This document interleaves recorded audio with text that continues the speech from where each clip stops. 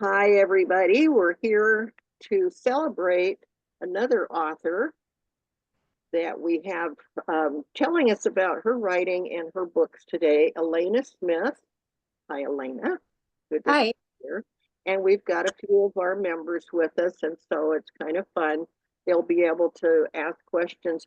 Now, Elena, would you like to have people talk to you and ask questions as you go, or should we just start a little bit and then okay. So I think folks, that as we go is fine. I do want to introduce you for just a minute, and that's to say that you came from another country, and I'll let you talk about that. And it's been a while now. It's been a couple of decades, hasn't it? Pretty much. Almost 30 years. Yeah. 31. Oh, And I'm really 32. just, Today's 25. Yeah. but anyway, we're glad to have you with us. And Elena joined us. You joined a year ago, didn't you? The guild, I think, something like that. So we're glad to have you with us. Uh, Thank you. how about I mention, I have here, you guys won't see it, but I have my thing. You wrote two books, and I'm going to ask you to talk about those. I think the earliest one was Why Beaches Are White. Is that correct? Why birches are white? Yes. Huh? Not beaches, Linda, Not birches. birches. How about what is that book about? Uh, I'm going to talk about it. Cool. Yeah. I'm asking you questions to start off. So what is Okay. that book about? So I will have to go a little bit back in time Mm-hmm. and introduce this book because otherwise it will be not very clear. I came here in 1993 and I moved from St. Petersburg, Russia, which is a 5 million city in population, and moved to Moscow, Idaho, which is 30,000 people. And it was quite a big change for me. And the first couple of years when you move totally from one type of life into a totally different one, even though you think this will be so wonderful. I'm in America, it's the best country in the world. You still have to go through a lot of culture shock and missing your uh, friends and relatives, and of course, food. Even though food should be the same everywhere, it's not. It tastes different. And you don't have your job anymore, so you're kind of out of place. And the first 2 years were very difficult for me, even though I was in a loving family, and I had my son with me who was doing very well in school, and the future seemed to become so beautiful and wonderful and rainbow. It's still, everything is different and it's hard. And so my husband was trying to make my survival uh, seamless, and he kept taking me to all different kinds of functions, meetings, parties, so that I could meet more people and get into the habit of life in a different environment. And that was a very good thing to do. And of course, people were always asking me, oh my God, how did you get here from St. Petersburg to Moscow, Idaho, such a small place? And I would tell different people little bits and pieces from the long story because it was a very long story how I actually got there. And each time I would say some little story, the response would be, oh my God, it's so interesting. You should write a book about it. And of course, it was just funny to hear these things. And I never thought about writing a book about anything. But I got those responses pretty constantly. And the seed was planted somewhere, you know. In 2 years, life started getting better. I found the food that I liked. I made friends, and I even found a job. And I was, even though, so here's a little thing that was also difficult. In Russia, I was teaching English. That was what I was trained to do. I graduated from the university where I was trained and taught English of different levels.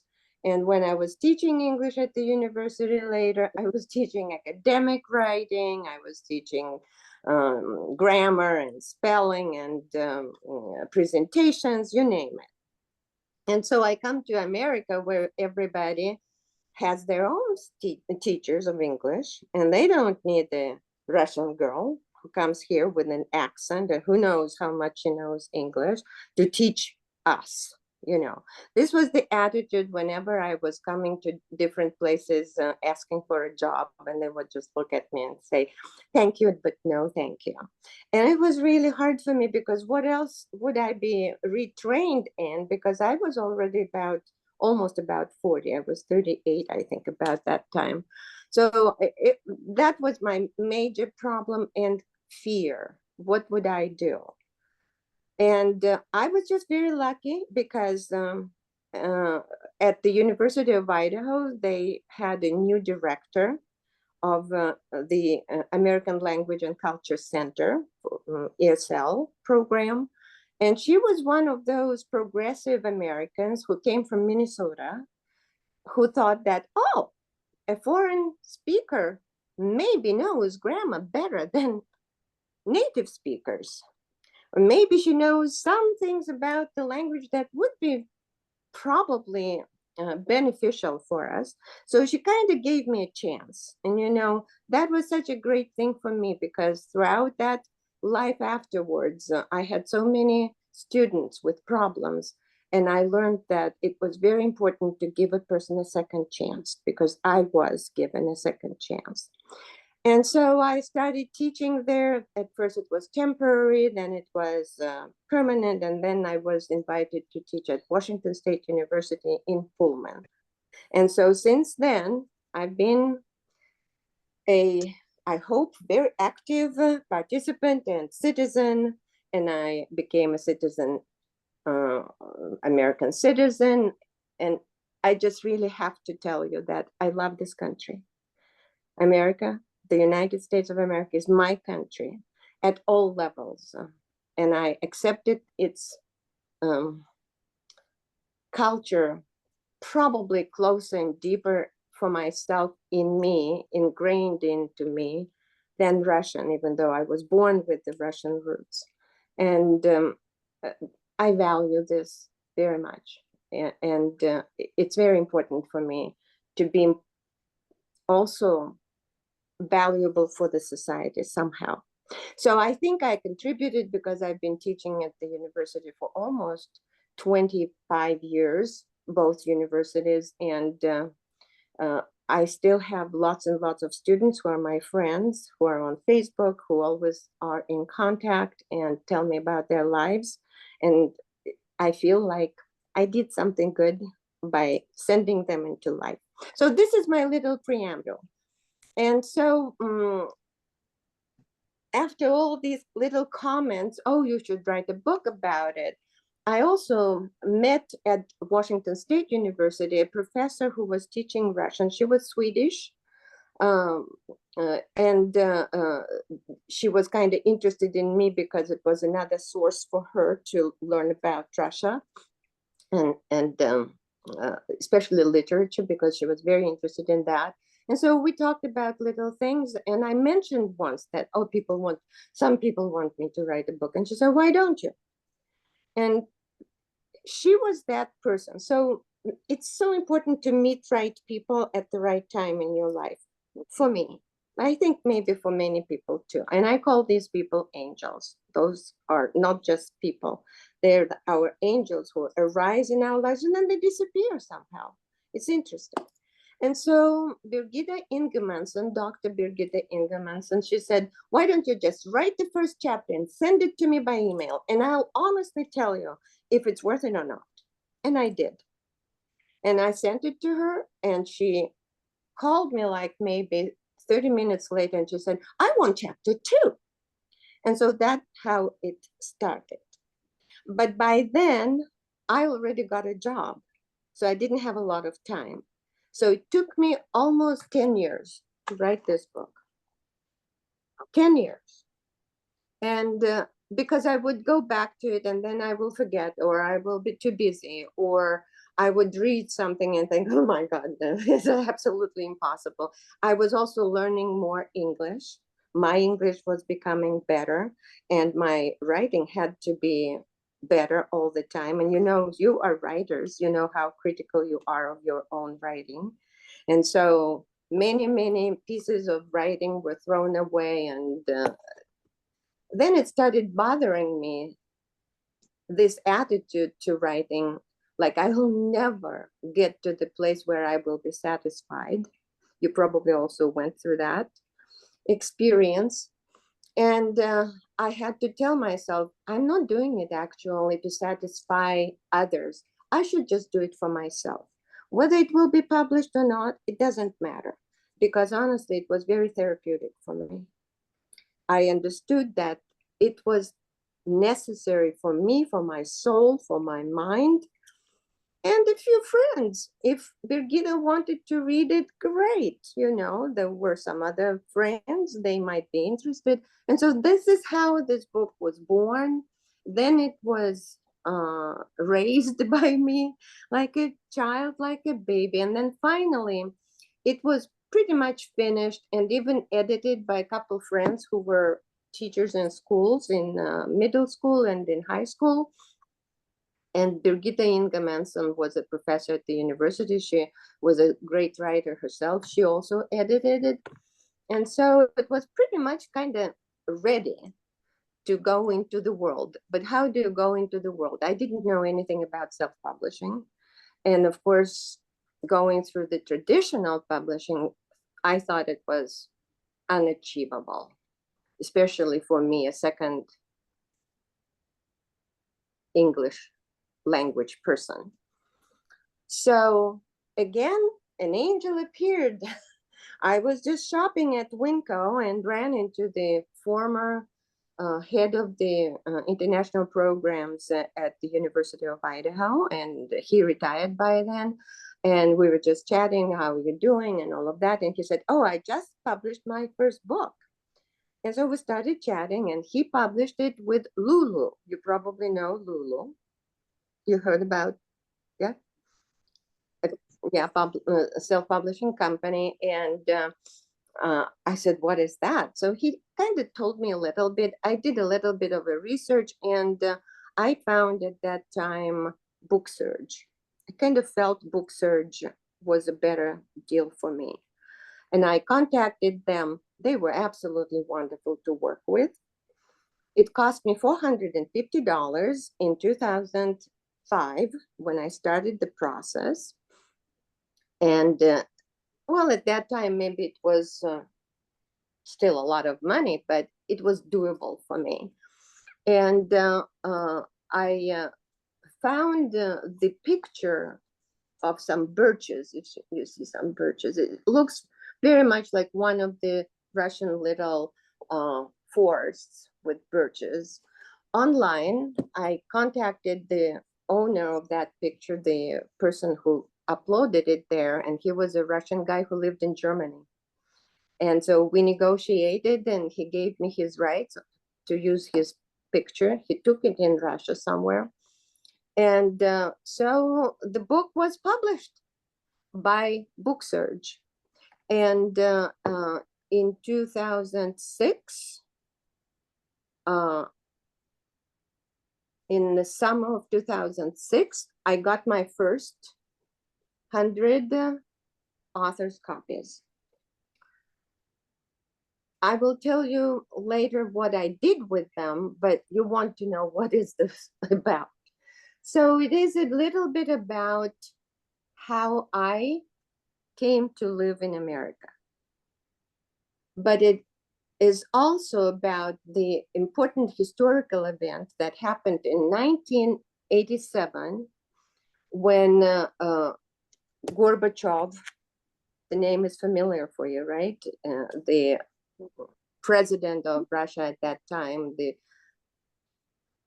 that was not his title, but just for the simplicity of it, He studied the changes in the Soviet Union, and he introduced perestroika, which is rebuilding of the society, and glasnost, which is like freedom of speech, freedom of information, and stuff like that.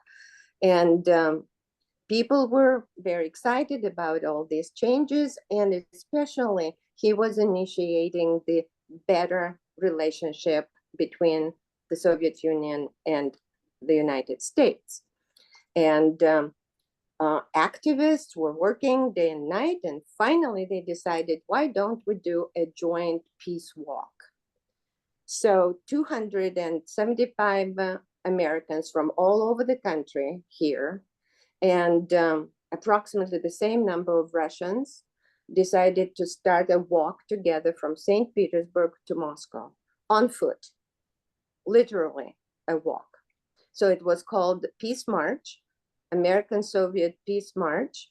And at that time, I happened to be a member of the Friendship Society, because English was always very important for me to learn more, to practice more. And in the Friendship Society, there were delegations from different countries, and the language was always English. So it was a big opportunity for me to practice English and to be involved in all these interesting activities. And just a sec, how many miles is it? We're not that familiar. It is 450 miles. Okay, thank you. 450 miles. That's a long walk. It's a very long walk, but they were very clever how they organized that.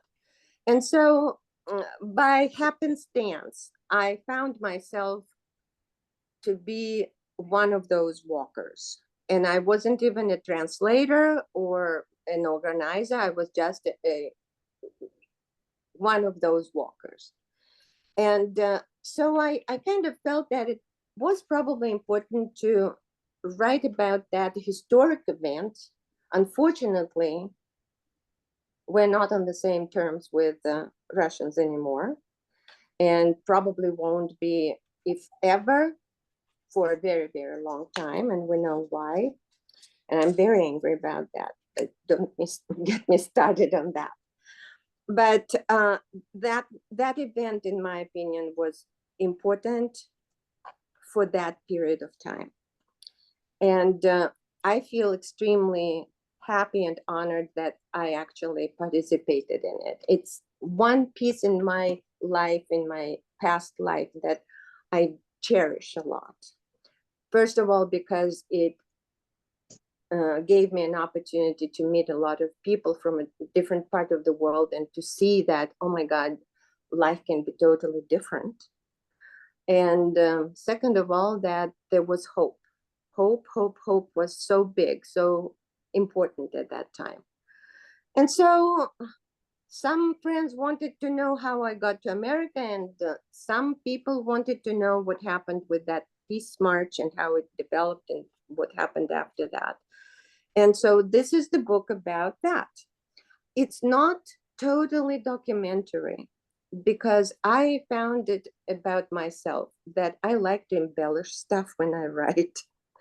And my fantasy sometimes takes me into places that didn't happen, but they kind of work together with reality well. And so you probably know how it works. And so I call it fiction documentary. There are certain things that are exact in terms of places and maybe time periods and actual events that happened. But a lot of people's dialogues and dreams and some scenes have been totally made up by me. So fiction documentary, it has about 258 pages. Book Surge that published it was probably a couple of years after 2006, sold to Create Space. And then Create Space as a company was bought by Amazon. So I totally lost the connection to book I'm search. not quite sure how to help you Oh, with that. my Amazon heard me say the word Amazon, my Alexa. So, when the book was published, I didn't really know what to do. I got this box of 100 copies, and I didn't know what should I do with them. Some friends started saying, "Hey, we'll organize book readings in our homes and invite friends, and you can sell books." And then go to the local bookstores and libraries. And I started doing all of that. And in 2006 and 7, that was extremely easy. Everybody wanted it. They were very, especially at libraries, they were very open. They were very interested. They organized everything, including news releases, articles in local newspapers, whatever PR needed to be done. They invited people from radio stations, and I didn't need to do anything. It was so easy at that time. It's not the same as it is today because I'm comparing these things. And very, very quickly, I returned my $450. I was surprised very quickly. Did I make any money? Probably a little bit here, a little bit there, but you also spend money on, I started later on, started spending a little bit trying to do some advertisement on Amazon and things like that, which didn't work very well for me. I'm not quite sure how to help you with that. And so this book then became to live by itself. After I got rid of 100 copies, I think they also sent me 50 more copies as a bonus when they were restructuring the whole company. And so I had more copies that I really wanted. And when I was moving from Pullman to Liberty Lake, where I live now after retirement, I gave away probably 20 books to my students because I just needed to unpack my garage and stuff like that. So on Amazon, it has been living its own life. From time to time, I get my royalties. And sometimes it's one book sold, and sometimes it's 10 books sold. I don't know, a book club or who does that. And sometimes for months I will hear nothing, and then all of a sudden I'll get $70 or something like that. So it's been living its own life. Hey, Elena, just for a sec, because maybe they have some questions Yeah, you're welcome. or something. Anybody want to ask Elena anything about this first book and her experience? Well, look, see, you explained it so well, they aren't even left with any questions. Oh, it's the teacher in me, you know. If you're interested, I can read 2 pages from it just for you to have an idea. Would you like that? Yes? We Two have and a half hour left. Uh, is that okay? Should be. We have about a half hour left. Yeah. Because I'll speak much less about this second book. So as a result of that peace walk, when Americans were allowed, and I use the word allowed by the KGB, to walk through the forgotten villages, very poor villages between St. Petersburg and Moscow. St. Petersburg, a big cultural center. Moscow is a big business center. But in between, you just leave one of these cities, go 30 miles in between, and it's already like tundra Siberia.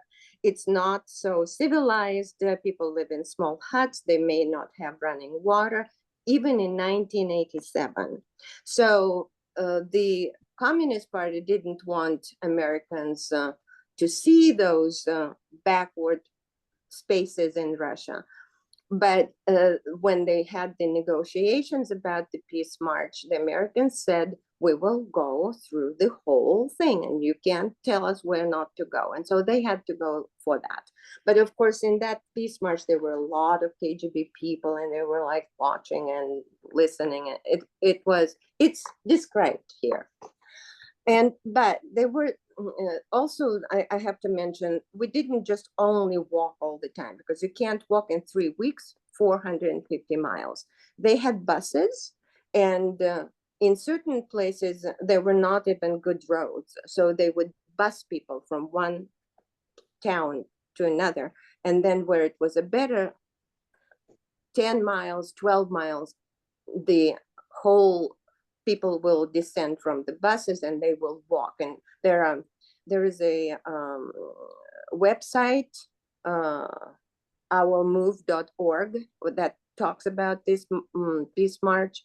There are movies, there are books written about it, documentary books, not fiction documentary.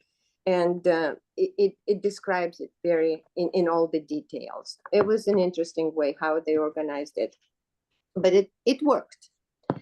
And so some of the people from the United States, when they saw in which poor conditions many people lived at that time, they came back home and they went to their churches and their communities and they were telling people about this experience.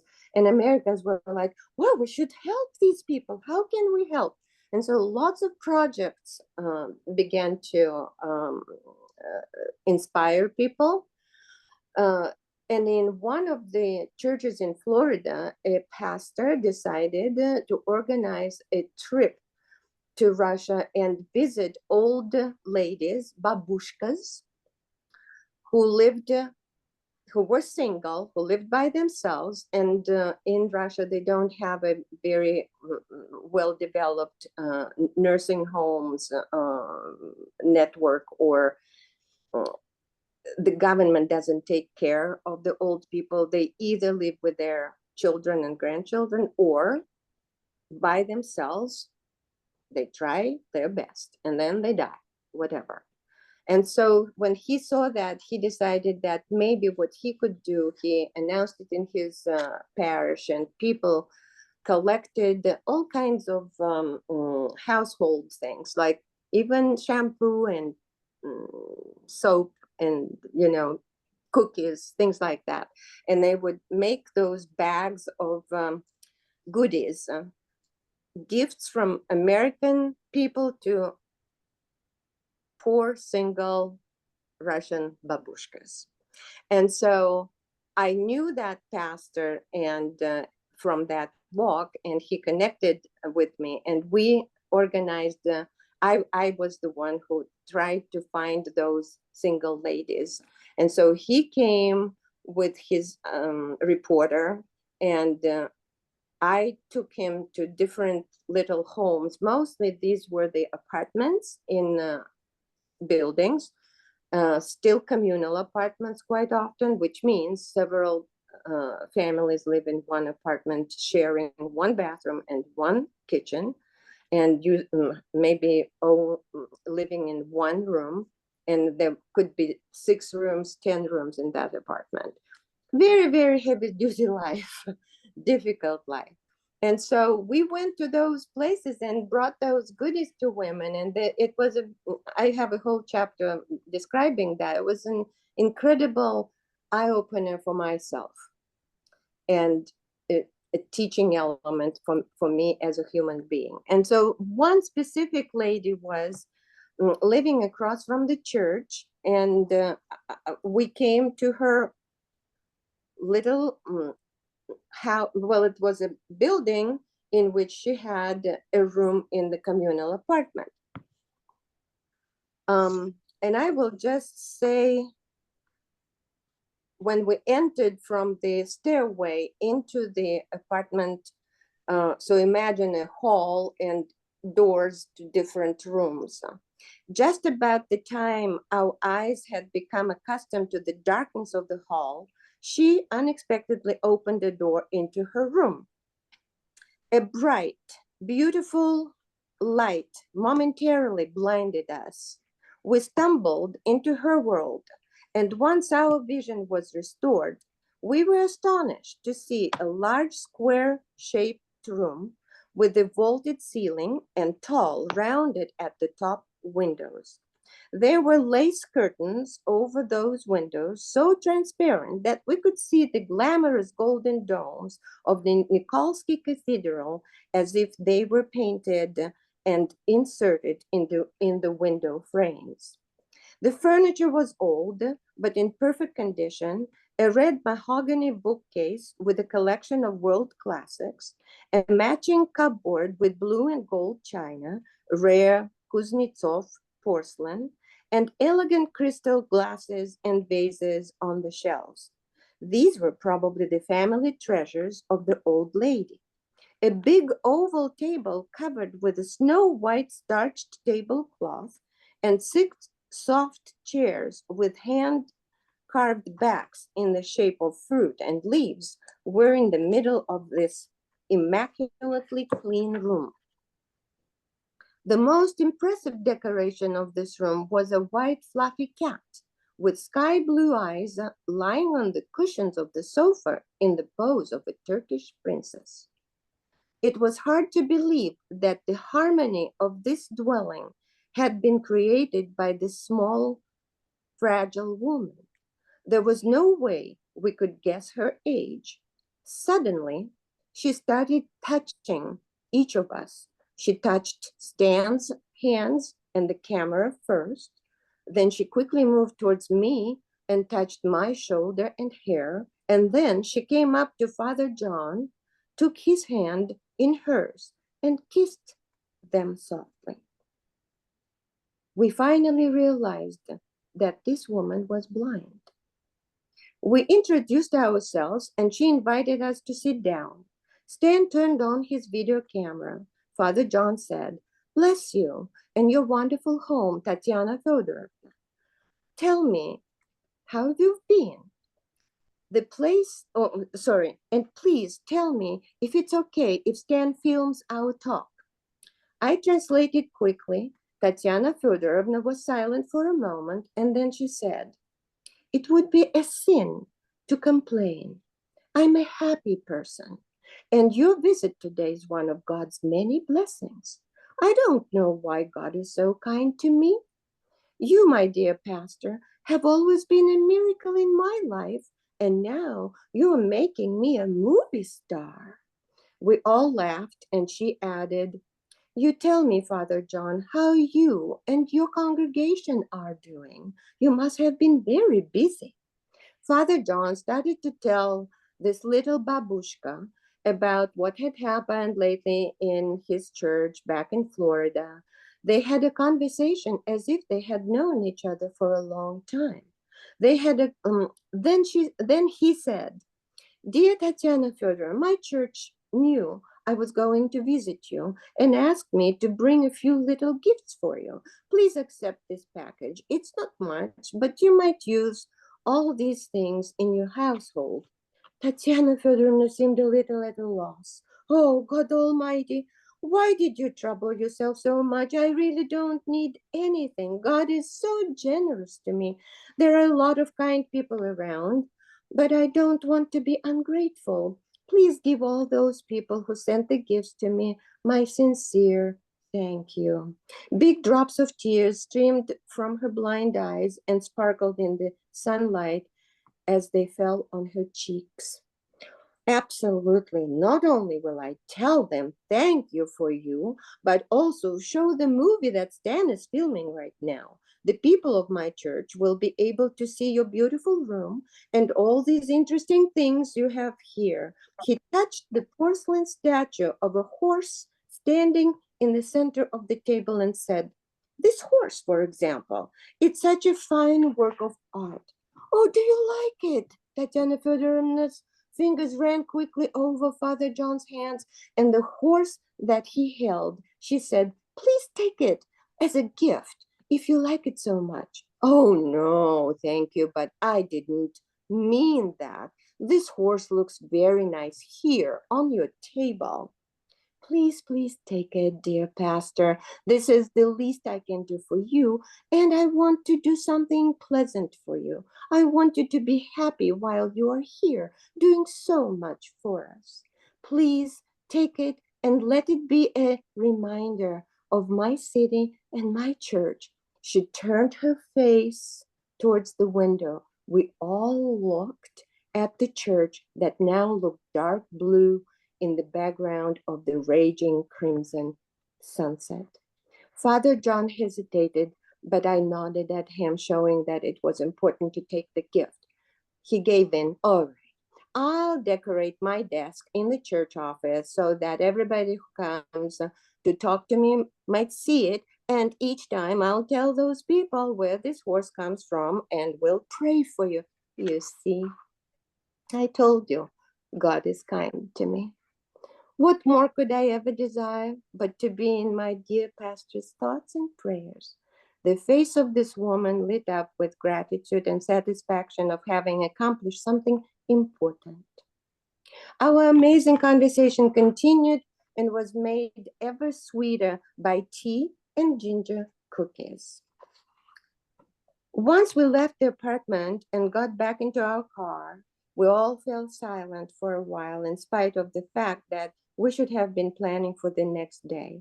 My silence gave me time to do a personal inventory. I'm married, have a wonderful son. My father is alive. I have a brother and several cousins, lots of school and work friends. My upper class upbringing gave me privileges, not the least of which is a good education. And yet, am I any better off than Tatiana Fyodorovna? This little babushka lives all alone. She is blind, and all she does every morning is to go across the street to her beloved church and spend the day praying, cleaning, and tidying up. After she takes her evening meal there, she comes home to sleep. Tatiana Fedorovna's life is as measured and predictable as the movement of the sun and moon. She does it over and over and over again. The woman who cannot even see, who has no family, who has a small pension, hardly enough to pay the rent and utilities, and yet her faith allows her to see so much that she radiates happiness and kindness. She actually considers herself a lucky person. Why was that woman so happy? And I, who had everything, eyes, family, love, support, friends, a well-paid job, young age, and talents, I always complained about this or that, and at times felt so miserable. That blind babushka saw in life more than I could distinguish with my seeing eyes. Finally, Father John said, I really don't know what to do with this horse. I'll probably break it on the way home in the suitcase. It looks quite brittle. May I hold it? I asked. When I took it in my hands, I was surprised how light it was for its size. I turned it upside down and was shocked when I read the work of Peter Carl Fabergé, St. Petersburg, 1880. I exclaimed, oh my God, it's Fabergé, a rare antique work of art. You'd better try your very best not to break it. And actually, I'm not sure you'll be able to take it outside this country without a special permission of the art committee at the Hermitage. Didn't that Fabergé make also fantastic Easter eggs? Stan commented, and Father John mumbled, I don't think it's good to take it. If it's so valuable, we'll have to take it back tomorrow. I don't think it's a good idea. Did you see how happy she was when she gave it to you? Keep it and do what you promised. Pray for her. And remember that in Russia, you should never return or regift gifts. It's very offensive, I said. It's offensive in America too, Stan added. Okay, You've convinced me. I give up. I'll ride this horse back to Florida. Or you'd rather fly this horse, Stan said, and we laughed for the first time that strange day. So that's my little piece from this book. You liked it? It was very pleasant. Yeah. It's one of my favorite moments. It's the true story. It's actually not made up. It's a part of it is true. So that was that book. And then after 2008, so for 2 years after 2006, I was busy going to different places and giving presentations about my book and selling it. And then I forgot about it. I was very busy working and teaching and going to different conferences, presenting on teaching methodologies and other interesting aspects from my profession. And then I decided to retire. I retired in 2018 on the 8th of May. And on the 10th of May, my boyfriend and I were already exploring London. It was wonderful. So freedom is wonderful. I've been extremely happy. I loved teaching, but it was time. And never thought about writing anything ever again. And then you know what hit? COVID. And when COVID hit, I was miserable, like everybody, a lot of people. And so I started thinking, what could I do? Because I'm a type of person who needs to do something. But I can't knit. My fingers don't work that way. And I don't know much. I really only know English. That's all they trained me in. And I thought, okay, I'm going to try to paint because we had some acrylics somebody gave me a gift. And I took a class once at WSU. And so I thought, okay, I'm going to try to paint. And that was not a very good thing to do because I am not created to paint. And then I just started writing little things that I thought could be just important for me to remember, like diary. And then I thought, I actually could write a book again, just for myself. And so it took me about 3 years, from 2019 to 2022. The title is Truths and Lies. It's a novel. There are a few things that come from my experience or knowledge about some other people's lives. Of course, it's not a complete fantasy and fiction, but still it is 90% fiction. And it was fun to write fiction. I feel like it's more fun to write fiction than documentary fiction. And you published this one differently, didn't you? I published it with a different company because I didn't want to go through, I was absolutely out of touch what industry has, this publishing industry has gone through those 20 years. I was sure that something has changed, and I just started researching, and I got in contact with a few companies, and by their responses, I didn't feel like we could be good matches.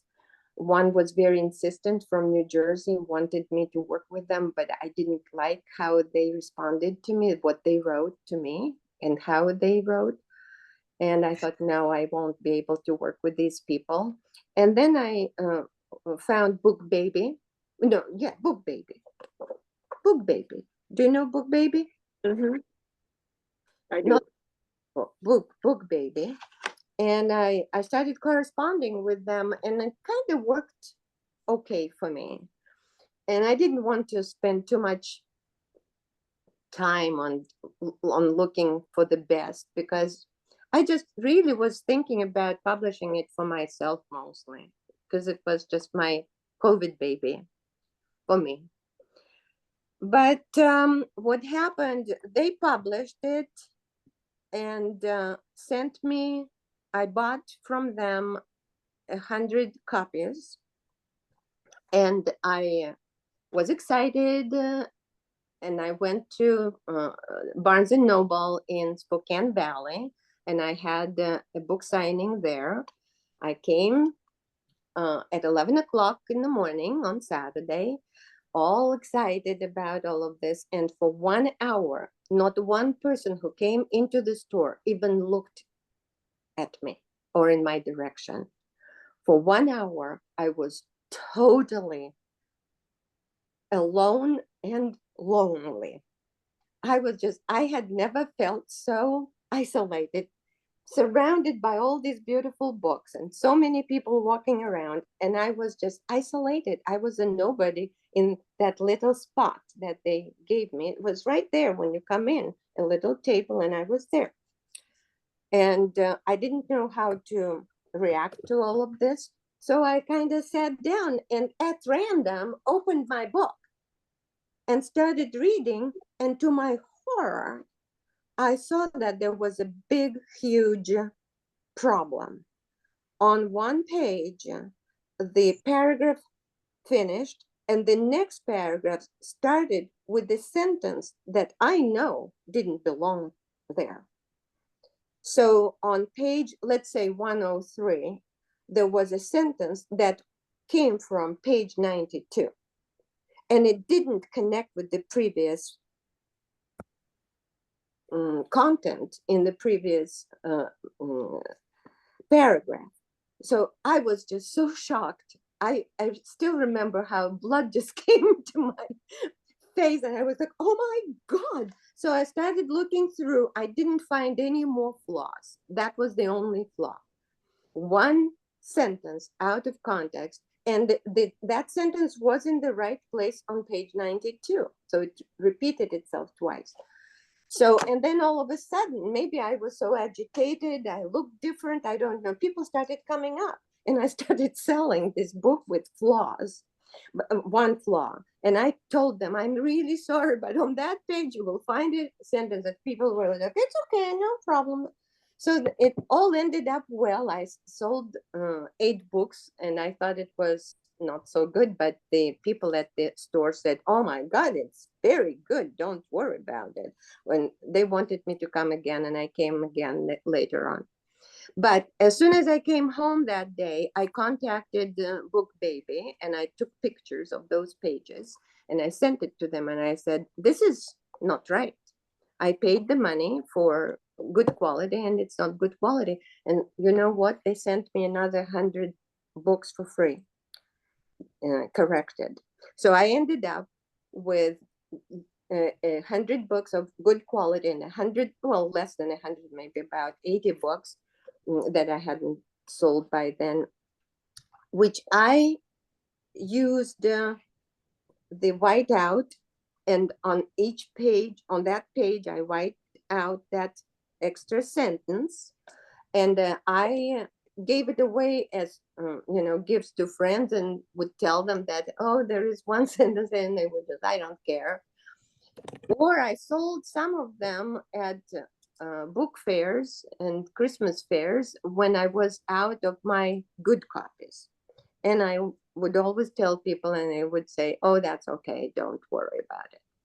So that's my story. This is it at the beginning, when I was working with Book Baby, we kind of decided that this is in the genre of contemporary romance. But the more I researched and compared and read real romances, this is not a romance. This is just general fiction. There is a little part of it which has a romantic relationship in it, but it's not what they usually call a romance per se. So I would not call it that, and I wouldn't advertise it as that.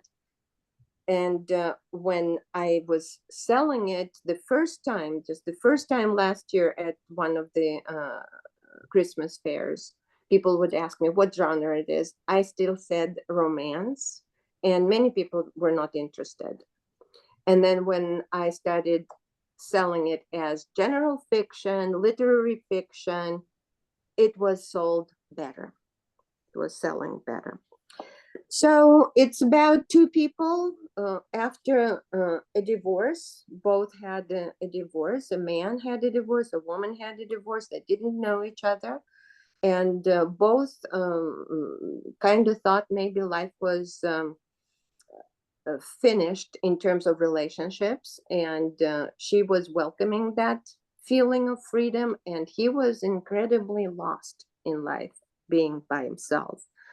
And how different forces in our universe work in an inexplicable ways sometimes, and they put these people together through a lot of all kinds of truths and lies. But the end of the story, I'm not going to tell you about the end of the story, but I hope it is unexpected. Thank you, thank you. Well, we've just got a couple of minutes left. Does anybody? Oh, I managed. Yeah. Sure. Steve? Yeah, I wanted to say that I've read Truth and Lies, and I found it a delightful book, and I do recommend it. It's a good book. It's a good read. Thank you. Yes. Joan? Question about your march. Where did you stay, you know, when you went through the small towns? Did all these 450 people or 275 people stay in homes or hotels? No, mostly they organized mats in gyms in schools. Oh. And sometimes when the weather was good, and the weather mostly was good, and that's why they chose June, because usually June is dry in St. Petersburg in summer. They would have also tents, like camping, which my son went with me on this walk. And for him, he was 8. For him, it was like the best thing ever. Camping. Yeah. And local people would, women would bake amazing pastries. And when we would come in tired and hungry, there would be tables covered with all these pastries and juice and water and no vodka, because that was a non-alcoholic. We ate a lot of good stuff. So did you say it took 3 weeks? 3 weeks. 3 Yeah, weeks. 3 Oh, weeks. interesting. Actually, the first peace march was in Ukraine, which I didn't know about at that time. We learned about it later. And then those people who organized that march, they decided to do it also in Russia. But at that time, Ukraine and Russia were friends. So, and you're selling the books at Barnes and Nobles. All you did was start reading from your book, and people bought it. No, I was reading to myself. Oh, To myself. And then I saw that flaw, and I was like this, and probably, I don't know, somehow all of a sudden a woman came up and started talking to me, and I was all agitated, and we started talking, and she said, oh, I would like to buy your book. And then probably others started seeing that, and people started coming up. Then there was a woman who came with a baby. I was sure she wouldn't buy this book. She looked at me, she looked at the book, she took it, and then she disappeared. And maybe 10 minutes later, she came up and she said, I checked out your book on Amazon and I read some reviews. I think I want to buy your book. Mm.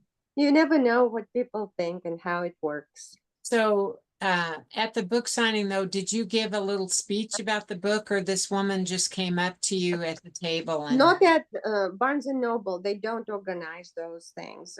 But I no, did still have to, I've sold books at Barnes and Noble. You still have to say stuff to people in order to get them interested in your book. Well, if they come up to you and start asking questions, yes, you talk to them. But I never read out of the book. Yeah. Okay. Yeah. I think actually it would be a very good thing if Barnes and Noble organized those book readings, because people would be interested in coming, spending some time with the author, asking questions, listening to little excerpts from the book, and then they would buy. Were you running your books through their tills, Elena, or selling them yourself? Who? You, At Barnes and Noble? huh? No, people had to go to the cashier desk and pay, and then Barnes and Noble takes 40%, and then he paid me 60%. Yeah, it's the same as it is. Most independent bookstores are like that. Yeah. Some places they will let you, especially like at the library, if you bring one of your own little gizmos, you can sell the books yourself, because the library won't run it has no way of selling your book. So every situation is different, and some little shops and places will let you just come put up a table and sell yourself. Mhm. So yeah, it's all different. It just depends. I just want to tell you a very little thing about selling this book. Last year, I went to Ridgeline High School here in Liberty Lake. It was a new school. They just opened it. And because I live here, I thought, oh, it's close to my house. And in 2 days, I sold one book, and I sold it to a woman who I saw at the gym, and she recognized me, and she felt embarrassed not to buy my book. So I was extremely discouraged. This year, my friends from Spokane Authors Group said, let's go again, let's do it, let's share the cost of the table and stuff. So we did that. It was a totally different story. I sold on the first day 17 books. I just couldn't believe it. It was, for me, I thought it was a lot after one last year. And then the next day, I still sold books. So you never know what happens. Yeah, it's Yeah. all because it's a whole other world. You're in the artistic side of it when you're writing and doing all that, but then marketing is a whole other critter. I don't like it.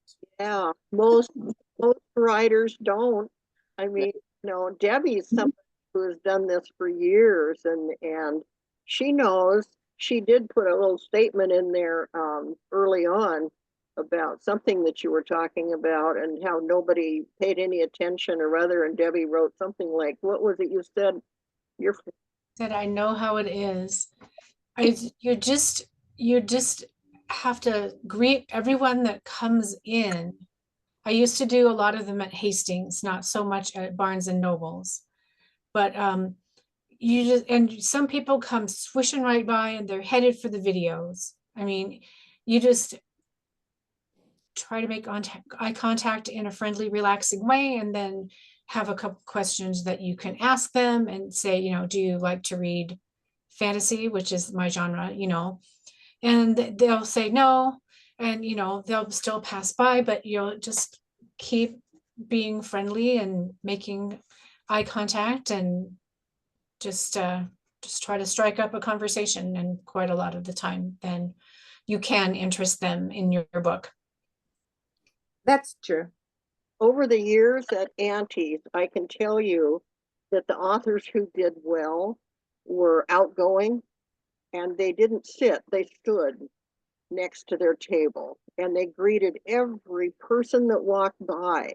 They would say, hi, how are you doing today? You doing some shopping or just looking around? And well, if you're interested, I write books, and that's what I have here. And so stop by a little bit later when if you've got some time, and we can talk about it.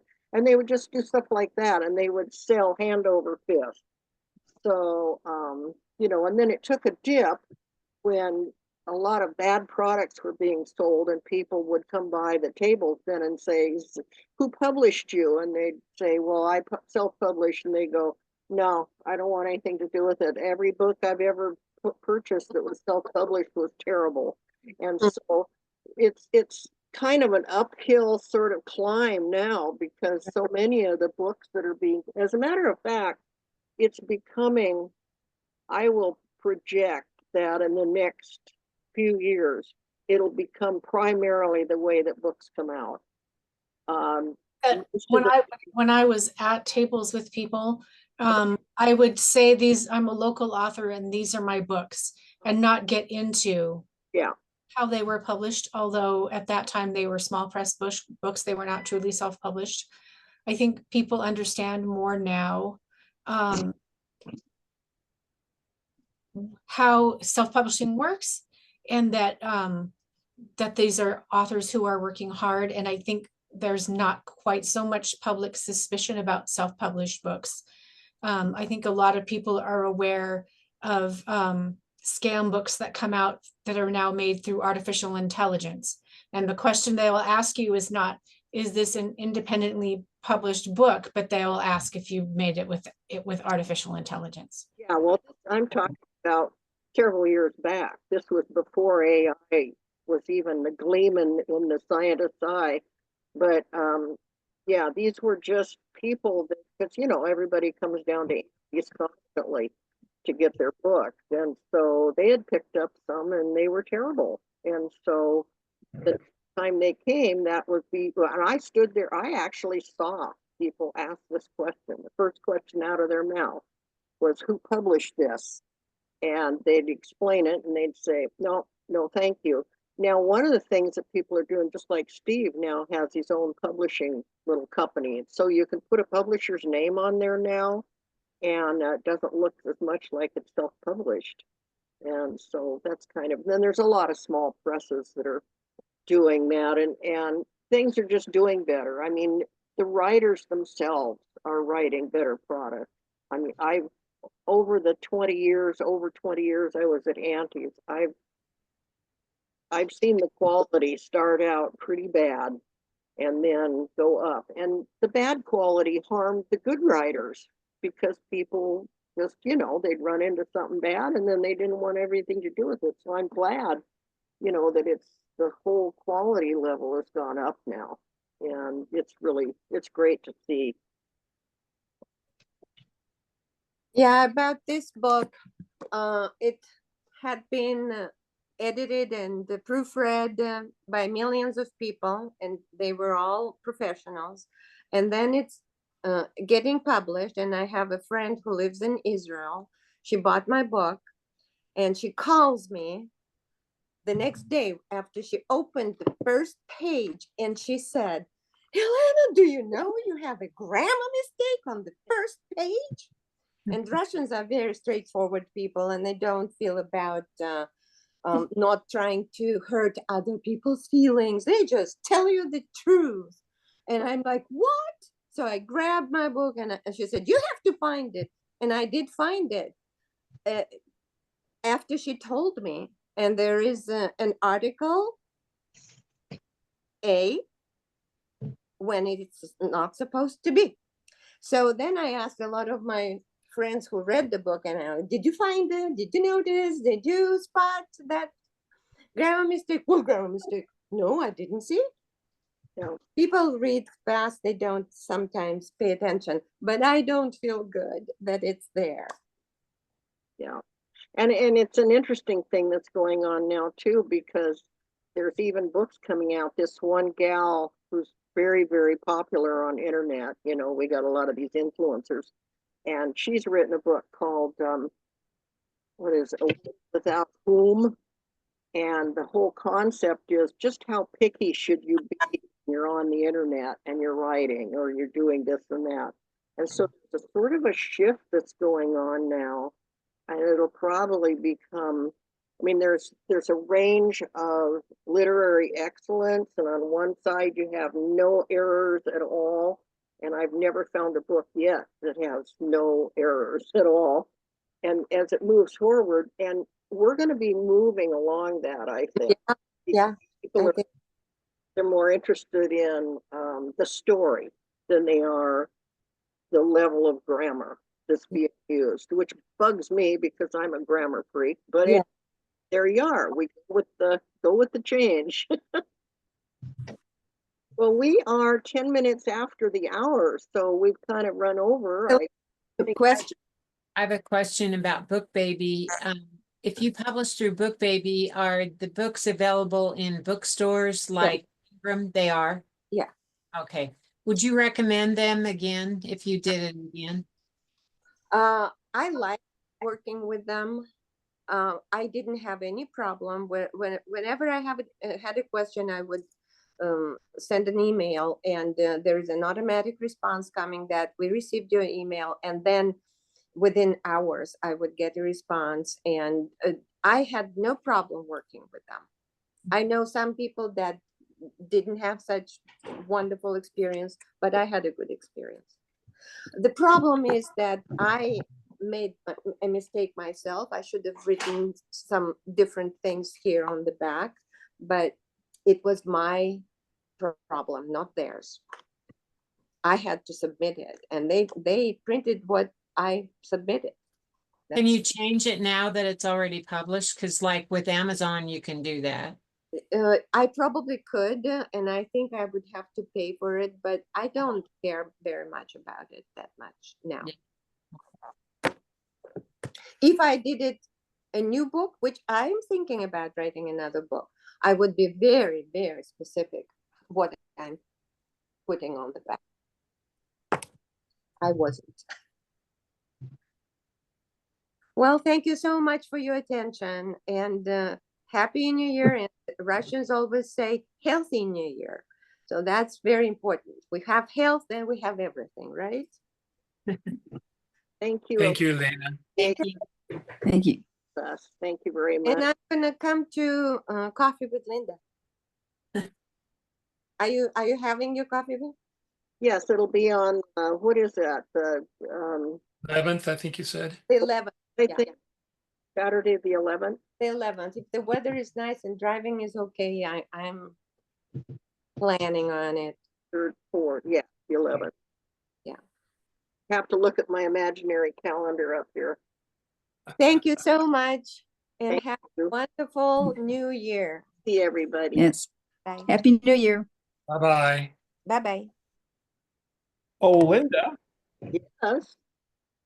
Linda, did Bonnie ever get a hold of you about marketers? She wanted to have a marketer come up and give us a presentation at one of our meetings. Oh, I haven't heard from Bonnie. Well, she just disappears into her mind for weeks at a time sometimes. I got an email a couple of days ago that was generic to everybody. Bye, Janet. I've been coming and going, I think. I don't know. I've been listening though. I just haven't been on the screen. I don't know where I went. Yeah, I don't know where you went either, but you know, your name was still there. Oh yeah, I was still listening. I just lost visual.